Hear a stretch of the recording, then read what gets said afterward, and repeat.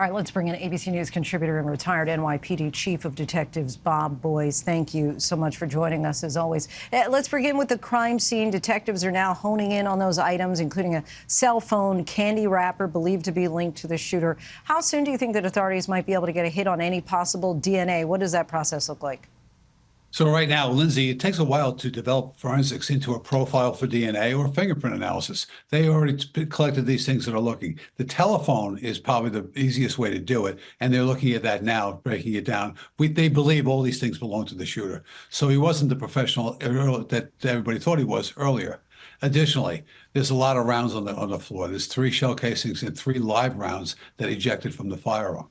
Now, what was earlier reported that it's a city bike, it was not. It's a regular bicycle. Now, and they did that throughout the day with extra videos. They saw him. Right now, the key point is where he exited the park. And we have a lot of assets up in the park, a lot of video cameras of people leaving the park. So that's being evaluated right now. And the hunt is on. Earlier, you said more than likely there was a silencer on the gun. What made you think that? So I talked to some experts today. We have a witness who says he saw an elongated barrel. If you see the shooter on the video, it looks like it's a longer barrel as well.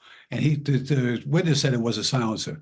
Now, if you understand, and I speak to some experts about this, the silencer, when attached to a gun, and they're more common than people think they are, it will decrease the velocity of the round. So instead of 1,400 square foot a minute, it'll go down to a second, excuse me, it'll go down to 1,000. That's still enough to kill a man, which it did. We think the first shot did kill Mr. Thompson, but it jams up the gun because there's not enough gas kickback to eject the round. So that's why he had to clear it. So right now, the thinking is it's a silencer on the gun. How key is public input at this point in interviewing any potential witnesses? Linsey, we got to get a better image of the perpetrator, and that's what detectives are doing right now. Get that image, put it out, and we'll go from there. The operating motive right now is a grudge against the company, and so that'll be dealt with the two. Any emails that went to the company or to Mr. Thompson will be evaluated. Bob Boyce for us. Thanks so much for your insight, as always.